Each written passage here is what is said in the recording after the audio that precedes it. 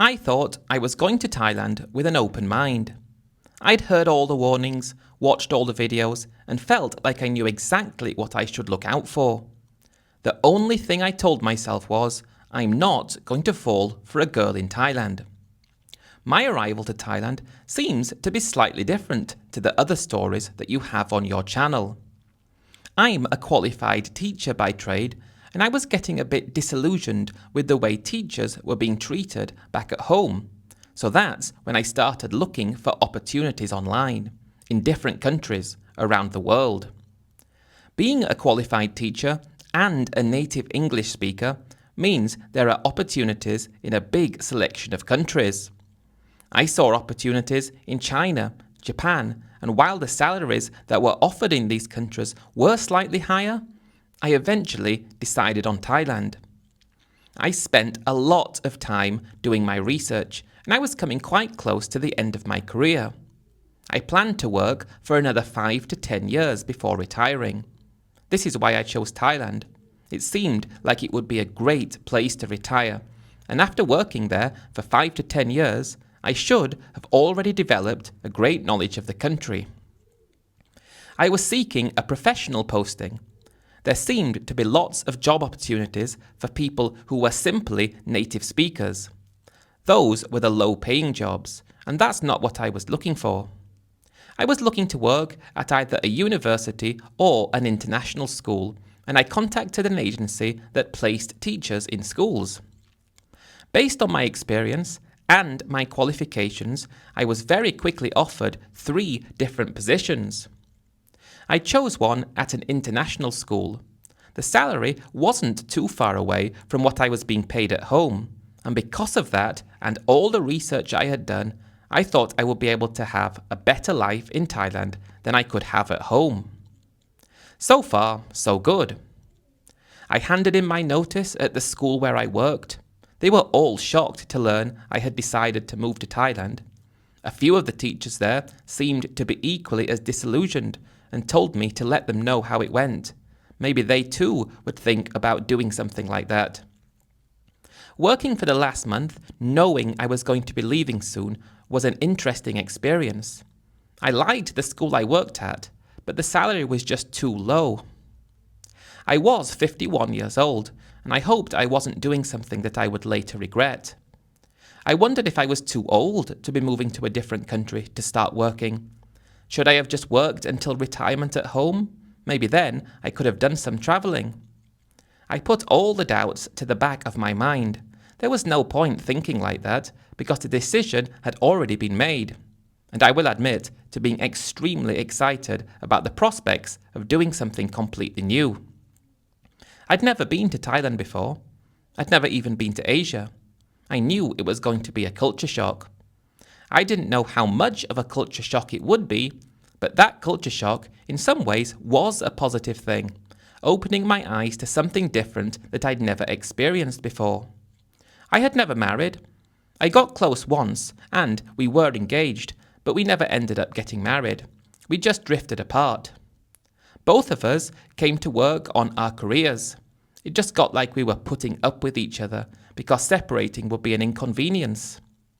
We'd both need to find new places to live, and there were lots of reasons why it took a long time before we did separate.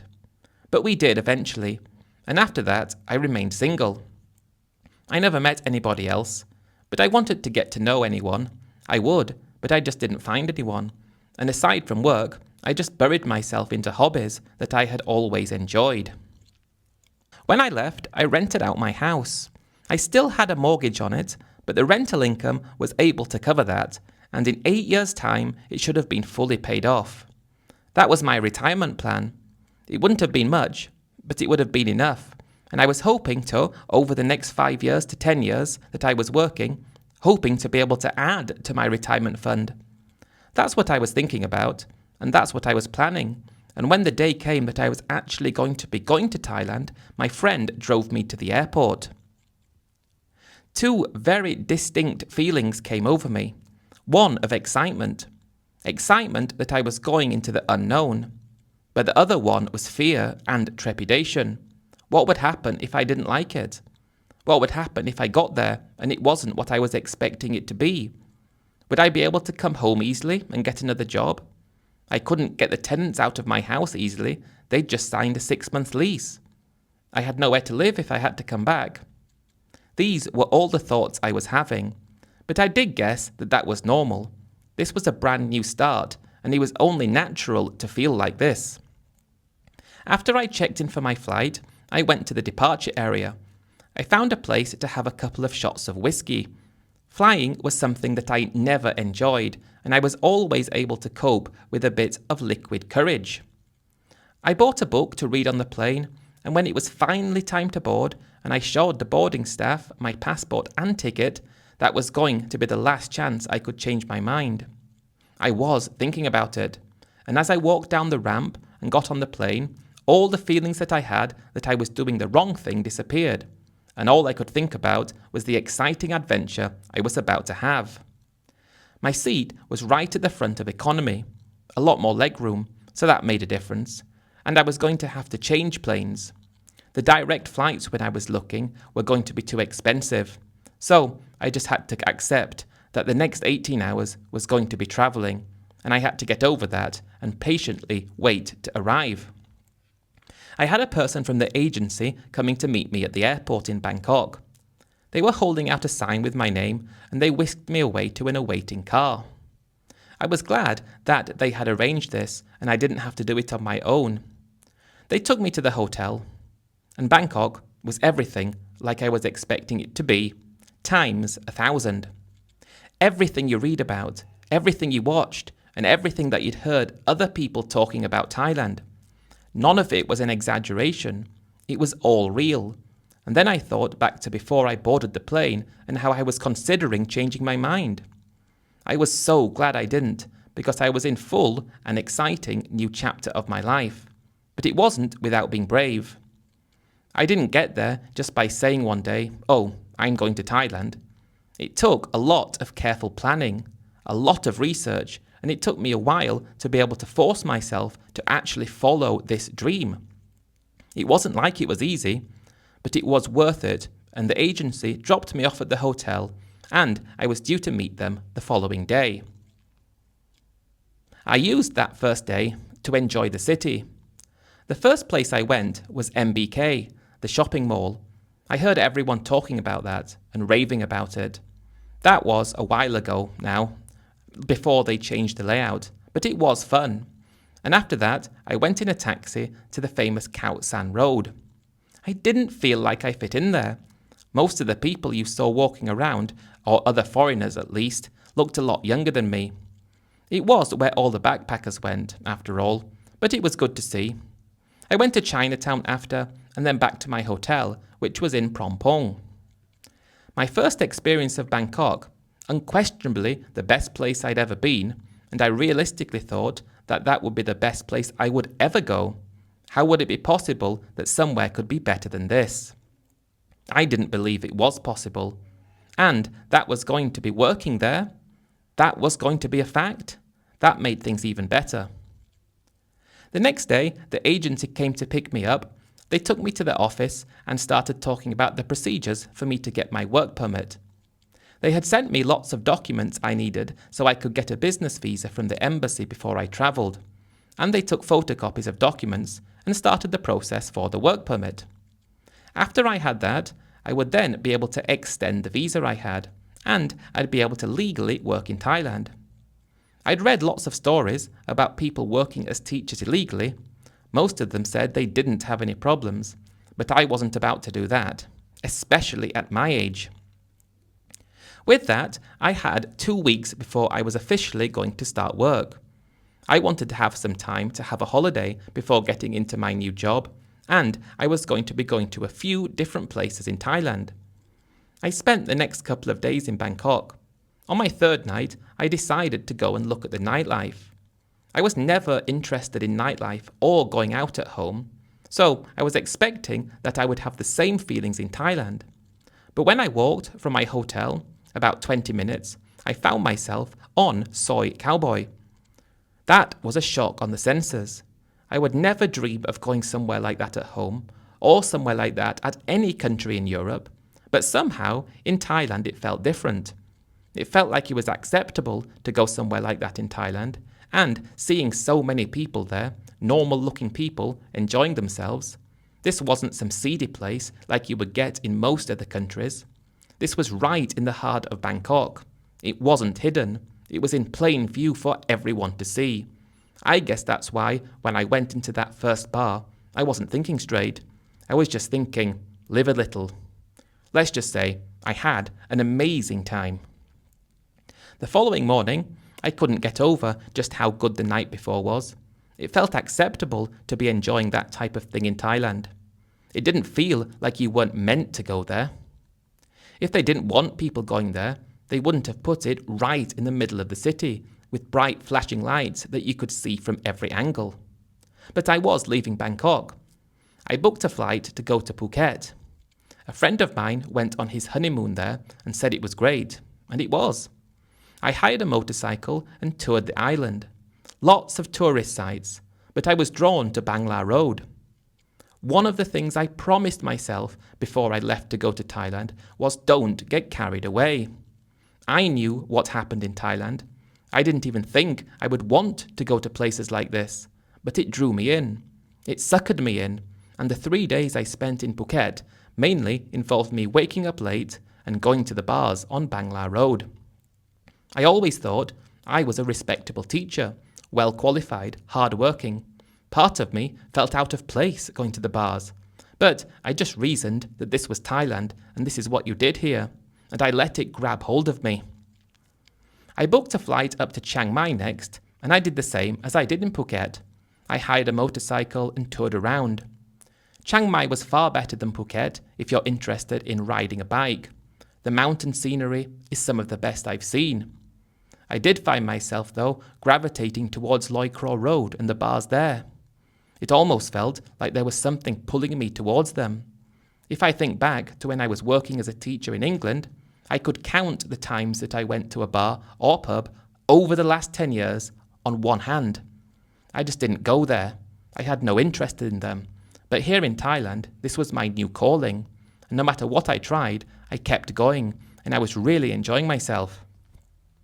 I really loved Chiang Mai. It would become a place I would want to visit again, but I didn't know when I'd get round to that. I got back to Bangkok about 5 days before I was due to start working.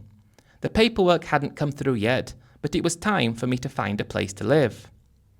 I don't want to tell you the area where I lived, because then you might have a guess at which school I worked at, and I don't want that to happen.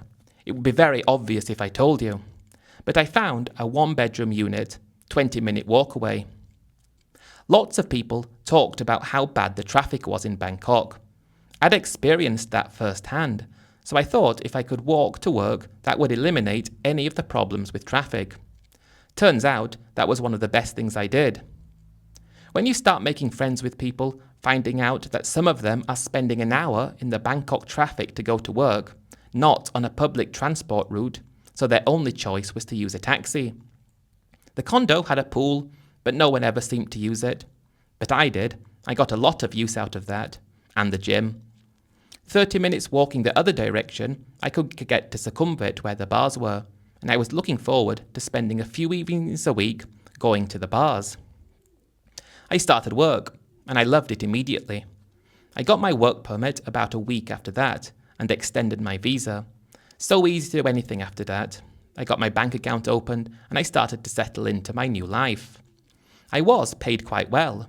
Don't want to say how much, but it was very close to what I was earning at home, and I just found out how much more affordable it was to live in Thailand, although I found myself going Thai whenever possible when it came to choosing what to eat for lunch or dinner.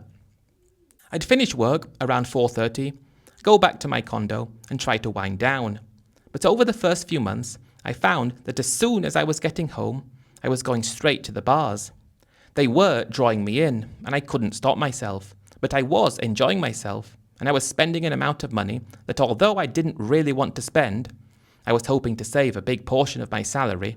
I wasn't spending more than what I got from my salary. I hoped I would get bored of it, but I never did. Every time I would go to the bars, I'd fall in love with another one of the girls, and then you go to another bar and immediately stop thinking about her and fall in love with another. That all changed when I met the girl who I would eventually marry. When I met her, I knew that I liked her, and I was mentally trying to force myself to run away. That was the thing I promised myself when I left. Don't fall for a girl in Thailand, especially a girl like this. But I couldn't help myself. Not long after, she's living with me in the condo. She was 32, 2 children, and an ex-husband who she said was in jail.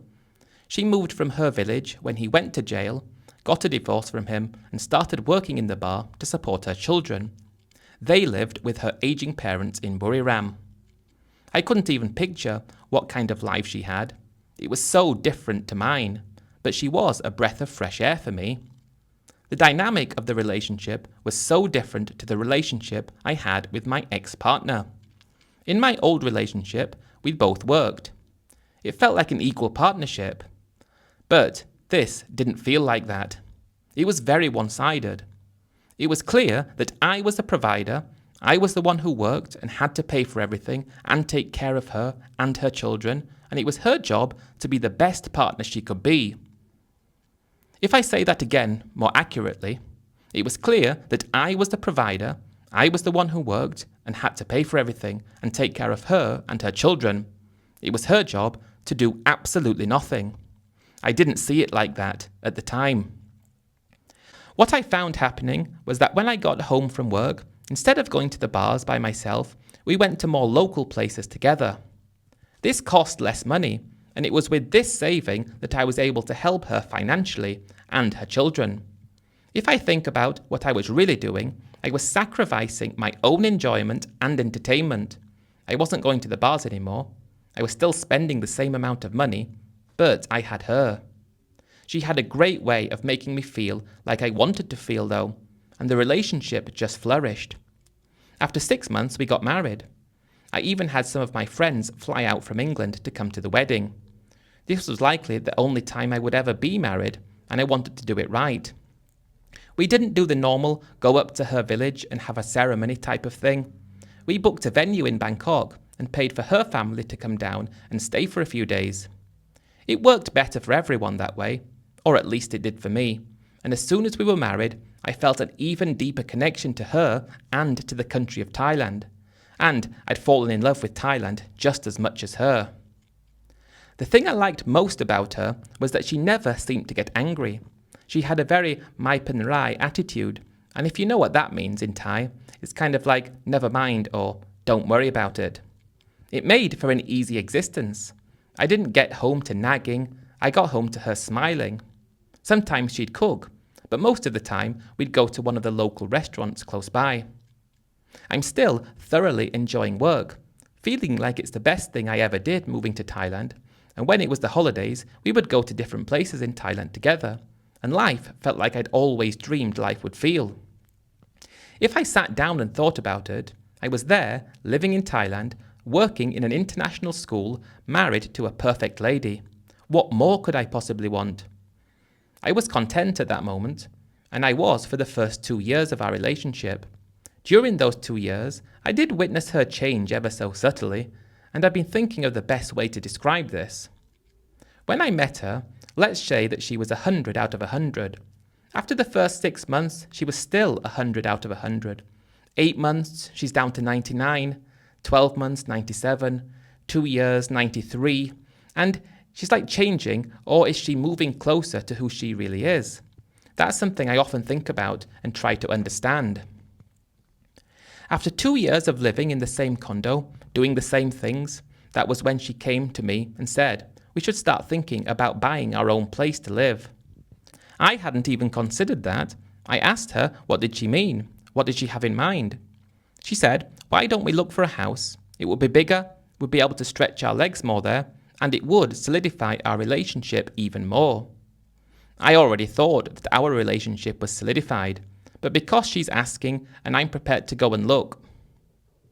We quickly found out that anything we could afford was too far away from the school where I worked. That would take my daily commute far away from what I considered acceptable. She understood that. She probably thought there was no point trying to push it because I wasn't going to buy a house too far away from where I worked. You always have the chance that you're going to have a different job at some point, and maybe that would be further away. If I did ever change job, I planned to change condos and move closer. I said, what about buying a condo? But she didn't like the sound of that. She said condos are okay to live in temporarily, but as a permanent home that you own, somewhere you had to grow old in, you should really have a house. That conversation stopped, and it wasn't talked again for a long time, and a year later, I was actually offered another job. It was paid about 25% more than I was already being paid, so I had to jump at that opportunity. It was on the other side of the city, close to Rangsit, and when looking for somewhere else to live, she brought up again the possibility of buying a house. She said that they were more affordable houses in Rangsit, and that shouldn't be too far away for me to go every day to work. I was hesitant at first, but it did make sense. We had it arranged that because I worked in Thailand and had a work permit, we could get a mortgage, but it would have to be in her name. I would then pay for the mortgage. After a lot of looking around, in the few weeks before I was due to start the job, we found the perfect house, and it was only a 10-minute drive away from the school. I was really hesitant, thinking this might not be the best thing to do. But to make her happy, I agreed, and we applied for the mortgage in her name using my income. We had to move into a hotel temporarily until we found out if we were accepted or not. And about a week after starting my new job, we were informed by the bank that it had been approved and the house could be ours. My wife was very happy, as you'd expect her to be. I had to pay the equivalent of about £10,000 as a deposit, approximately 450,000 baht at the time. That was a 15% down payment. The house was 3 million baht. We probably spent the same again, another £10,000, on getting everything we needed for the house, and I also had to buy a cheap car so I could use it to go to work. I was enjoying my new job, but it was taking longer than 10 minutes to get there in the mornings. The traffic on the road around there in the mornings and evenings was bedlam, a complete nightmare to get to work, but it wasn't that bad, initially. I was prepared to accept it, because my wife seemed to be very happy with the fact that we had a new house now. The payments we had to make were quite high. They amounted to about 35% of my salary. That's a lot more than we were paying in rent. But we did take the mortgage for only 10 years. I had to extend the amount of time I planned to work. But after 10 years, and it was paid off, I should then be able to retire. On top of having to pay off the mortgage, I was also giving approximately the same amount of this to my wife. She used that for her day-to-day living expenses and to take care of her children, and now her aging parents also needed financial assistance, so we were able to look after them as well. After paying for the rest of the bills, we didn't have much left over to go out and eat as much like we used to do, and while it was fun having the house, cooking there every day wasn't what I went to Thailand for, but we had to do it in order to save money. The new situation I found myself in, it did get boring fast. While I was okay with the drive to work and back when we moved in, after 6 months I'd had enough. I didn't want to be battling traffic every morning and evening, and it started feeling depressed because of it. It was also taking a toll at work. My wife didn't know what it was like. I had to wake up in the morning while she stayed in bed. I had to make my own breakfast and drive to work. I'd send her a message when I was at work, and often she wouldn't read it, for 30 minutes to an hour, because she'd still be asleep. When she'd finally wake up, she'd message me telling me to have a good day, and then she would just exist for the rest of the day, living in her house, without any purpose, without any stress or worry. I started to resent her a little bit because of that, but I was still madly in love with her, and I was prepared to accept that I was doing, even though I hated it, I was doing it for her, to make her happy. Making her happy was what life became about. There was nothing else I wanted to do. When I'd drive home in the evening, she'd be sitting watching the TV, can't even bother to get dressed, still wearing her sleeping clothes, and sometimes she would cook, but sometimes I found that I would have to cook. I liked to cook, but it would have been nice if she understood that I was working all day, but she didn't seem to think about it. 2 months after this, I had a problem. I was let go unexpectedly from work. I got a little bit of money for severance, but that was only enough to see us for 2 months, and now we had a house. I knew I could get another job, that I could find one, but could I find one within distance of where we lived? The worries I had just come true. What I told her could happen, did happen.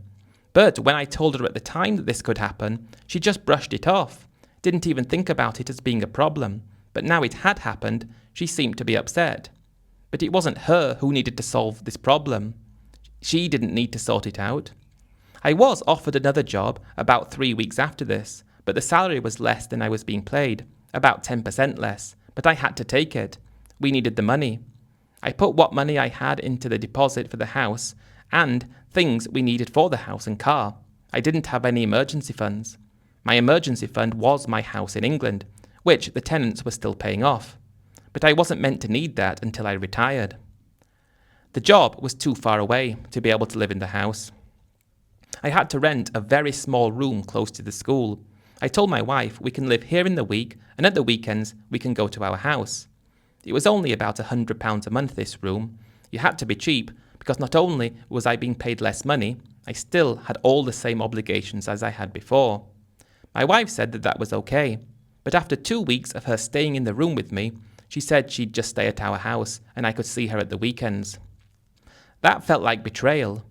I told her I wasn't happy with that, and I told her basically, what you're saying is, I have to live in this awful room by myself, I have to wake up really early to go to work, I have to work as hard as I can, and then have to return to the same room by myself, and to save money, I have to go out and buy cheap street food, and I don't have any money for entertainment or anything else. And I'm doing that, and at the same time, I'm paying for the mortgage for your house, which is a lot nicer than this room, and you're living in it. Is that acceptable? That was the first time we really did argue, and she said that she would compromise. She spent a lot of time with me, but sometimes she might want a bit of time in the house by herself. That's the arrangement we had. She seemed to change then. Not in a bad way. She actually became more loving and more affectionate. I think she could see what I was doing, and I really appreciated that she seemed to be trying harder. It made me fall in love with her all over again, and I was grateful that she was playing the part of a wife and supporting me in my job of making sure we had enough money to pay for things. I was struggling through. It was so boring not being able to do anything in the evenings. The place where I lived was awful, but it was within walking distance of the school. My wife was trying so hard. She could see I was still struggling, and it was around this time when we were at her house at the weekend once that she said she had a great idea. She knew I had a house in England. She said, why don't we sell that? We can then pay off the mortgage on our house in Thailand, and that would mean that we had money to spend every month. The mortgage payment now was close to 40% of what I was earning. When she said that, I just thought, no way, I'm not doing that. But as the weeks went by and I'm really struggling to stay positive, when she mentioned it again, I do start to consider it. Thinking about not having to pay the mortgage, all of a sudden I'd be able to live again. I could rent a slightly bigger place. I could go out in the evenings and enjoy myself again. I gave it some long and hard thought, but on a particularly hard day, when I got back to the room I'm living in around 4:30, and the guy who's living in the room below starts cooking on the balcony of his room. There are no cooking facilities, nothing to take away the smell, and he's just using one of those portable hobs on the balcony. And the smell of cooking oil, which smelled like it had been used a lot more than once, was enough to drive me insane. So I called my wife and told her, I think it's a good idea, let's do that. First things first, I need to give notice to the people living in my house, and I would need to make sure that I had enough money to cover the mortgage payments for the house while it was for sale. It was a bit of a juggling act, but 6 months later, my solicitor transferred the proceeds from the sale to my bank account in Thailand. I can remember when it arrived. I took a few days off work and just tried to reset. We went to Hua Hin to try to completely turn off, and we had 3 great days there. We didn't spend a lot of money, we just stayed in a normal hotel, eating normal Thai street food, but to be able to have a change of scenery and to plan exactly what we were going to do without all the stress and worry of not earning enough money, living somewhere I didn't want to live, and having a house that was too far away for the daily commute. That was all forgotten about, and we decided to pay off the mortgage that we had in Thailand. That used up about 70% of the money that I got from the proceeds of my house in England. Immediately, it made a huge difference. That 40% of my salary was now available to me. I should have thought about what I was doing. I was still planning to retire in a few years' time, but all I had now was a house in my wife's name and the remainder of the money from the house. It wasn't a lot, but I didn't really think about it because I had my time back to enjoy myself. I rented a more suitable condo close to the school where I worked, and that made a big difference. My wife was more than happy to stay with me now, which was good. In the evenings, I got back into the routine of just going out and having something to eat and living the Thailand life that I'd enjoyed so much before. When I got back into living like this, I did start to feel like maybe I'd made a mistake. The mortgage for the house in England would have been paid off in approximately 6 or 7 years' time, and then I could have got a basic income just by renting it out. Now, what was I going to do for retirement? I talked to my wife about this, and she just said, "Don't worry, we'll think of something." Anything that involved thinking about the future, she wasn't interested in. She was only interested in now. One of the problems, though, that I'm now facing is that even though I don't have the mortgage to pay for the house, I am slowly eating into the remainder of the money. I think it would be best to invest this into something. I wondered if it would be enough to buy a cheap condo, but it wasn't. And my wife had an idea which sounded great. Why don't we rent out the house that we have in Rangsit and then use that money to buy another house with a mortgage, and the rent that we get from that house in Rangsit could pay for the mortgage on the new house. That way, when time comes for me to retire, we should have 2 houses, one that we live in and one we rent out. It wasn't going to give us a full living renting out a house, but it would be enough to cover the absolute basics. It did sound a bit risky, but I'd seen in England just how well it worked when my mortgage was being paid off by the people who rented the house. If we did that in Thailand, maybe that would be my answer to a good retirement. We would need to live in this house, and again I said, why don't we buy a condo instead? But she said we could probably get more money for a house. The problem was, the school that I worked at was quite central. It would not be possible for us to get a house an acceptable distance away. And then she said, well, that doesn't matter. We could buy another house and rent that one out as well. Then we can pay the mortgage off with the house we've got even quicker. That was like a light bulb moment. Why hadn't I thought of that? That seemed to make perfect sense. I would still need to rent, but I wouldn't be out of pocket because of it. So after a few weeks of careful thinking, I agreed that it would be best idea for us to buy another house. I didn't want to use all the money for a deposit, but I used approximately 80% of what I had left as a down payment on a house, very close to the one we had. Biggest mistake I ever made. Maybe we should have tried to rent out the first house before we bought the second.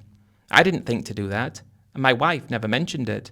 But when we contacted some agents and the house was listed for rent, we had no inquiries. None. We put the price down, and still none. We put the price down again, and there were still no inquiries. We'd just taken possession of another house, which had a big mortgage payment. And we're not finding anyone to rent the first house. It was put on at an acceptable price, but no one's biting. Then we put the other one for rent, and no one is renting that either. That's when I started to completely freak out. The emergency bit of money that I had would run out very soon. Somehow, over the next month though, we did manage to find tenants for both houses. Whether it was just extremely fortunate, or if it was extremely fortunate times 2, that was a lifesaver. We weren't renting them out for what we expected to get though. That was a problem. It wasn't even close. When they were both rented out, it just about paid for the new mortgage we had. We just hoped the people would remain in.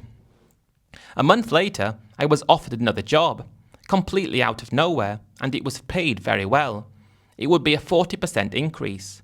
That would be enough for me to make extra payments towards the mortgage, and if I really saved, we could get it paid off in 2 years.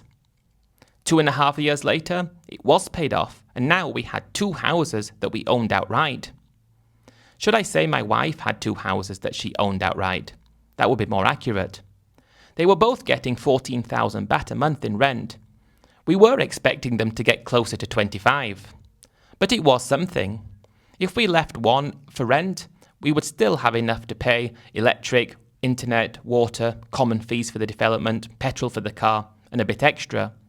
We would need more than double that in retirement, but I was emboldened by the fact I was earning better money, and we decided to buy another. My dreams of retiring 5 years after arriving in Thailand didn't come true, and over the course of the next 3 years, we fully paid off the mortgage on a third house. I worked for another year, saving money, and then I retired. My dream to retire came true.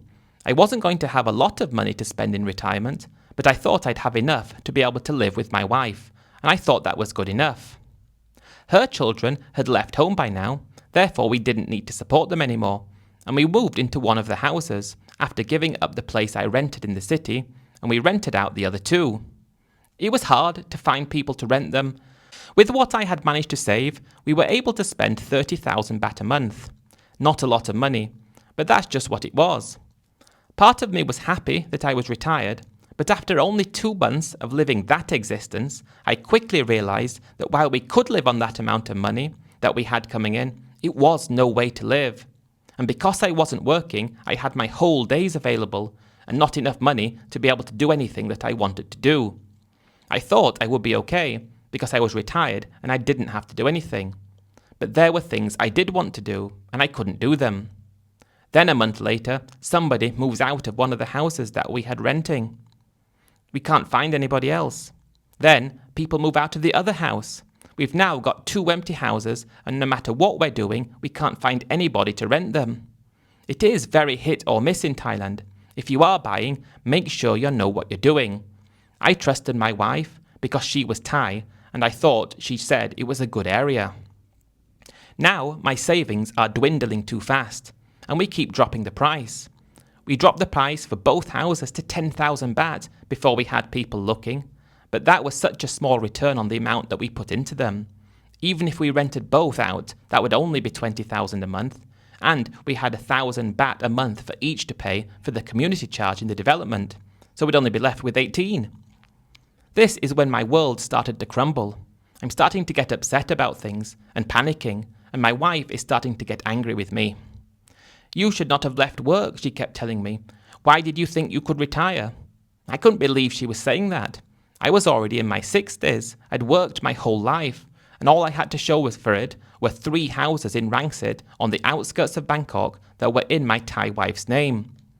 She started getting angry more and more. You need to go back to work. Go and find another job. I was furious when she told me that. I'd waited my whole life to be able to retire. I didn't want to get back into that grind. When I said, why don't you get a job? She said, okay, I go back work in bar. Never mind the fact she was already in her 40s, but saying that felt like a huge betrayal. I kept trying to tell her that we have 3 houses and they belong to you. Why don't we sell one of them? She didn't like the sound of that, but the writing was on the wall. If we didn't sell one of the houses, we wouldn't be able to survive. We paid about 3 million for each of the houses, so we listed one for sale at the same price. 6 months goes by and nobody's interested. My savings are going down and down, so we have to reduce the price. First to 2.8 million, then to 2.6, and still nobody's looking. Then COVID hit. It was going to be very difficult to sell a house now, and at this point, because no one's rented one, we found ourselves living in different houses. She wasn't the same anymore. As soon as there were money problems, as soon as I wasn't able to provide in the way she thought I should, she changed, considerably, and overnight. But we did have 3 houses, a total of 9 million baht of assets. At that moment, if I could have taken 5 for the lot and run, I would have done. But they weren't mine, and there was so much uncertainty because of COVID. I was panicking, shaking when I thought about what had happened. By this point, most of the savings that I had gone, completely, and I suggested we do a fire sale on one of the houses. If we put it down to something ridiculous like 2 million, somebody's surely going to buy it then. But she said there was no way she was going to do that. I told her that's our only option, but she wasn't hearing it. She didn't want to know. I remember having that conversation, and then I stormed out of the house and walked down to the street to the other one. There should have been a tenant in it, But there wasn't.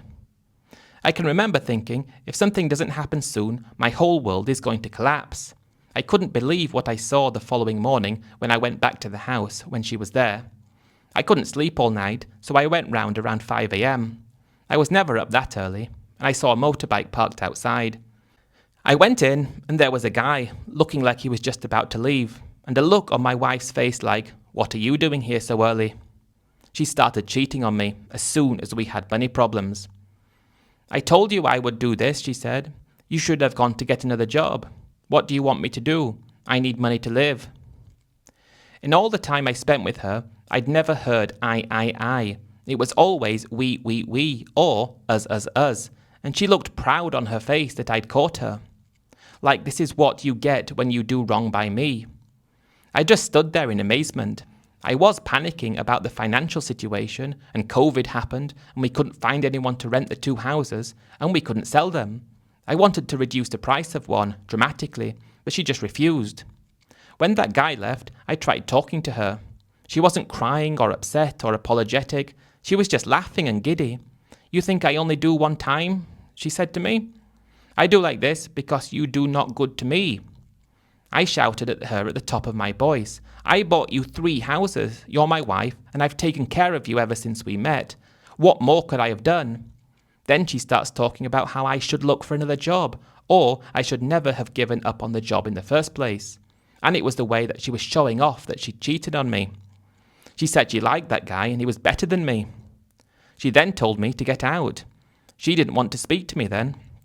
I had no choice but to walk back to the other house, completely broken and with no idea what to do. When I got back to the house where I had to live, and the realization I had about £2,000 to my name, that's when it really hits home. I had the perfect wife until she decided she didn't want to play that part anymore. Was she always like that? Was she playing the part of a perfect wife for years and years just because there was money coming in? I don't know, but I knew that I would need to go and talk to her and decide what to do. I went back half an hour later, and I said, "Can we try to work things out?" As much as I was hating her in the moment, I did understand that everything I had and my life was based on trying to get her to come round. But she just said, "You know money, why do I stay with you?" "Have you always felt like that?" I asked her. And she said, "Why do you think I stay with you? Why do you think I do nice to you? Because you have money to share with me. Now you know money, so why I nice to you?" I thought about getting another job, but schools were not hiring at the moment. Could I teach online? All these thoughts coming up, but I decided I wasn't able to work. I was too mentally exhausted, and she'd hurt me more than I'd ever been hurt. She said, "You go home. We not stay together anymore." "What about the houses?" "They're mine," she said. "They're in my name." I told her that we're married, and even though they're in her name, if we went to court, she would be forced to sell them and give me half. She looked at me and she laughed.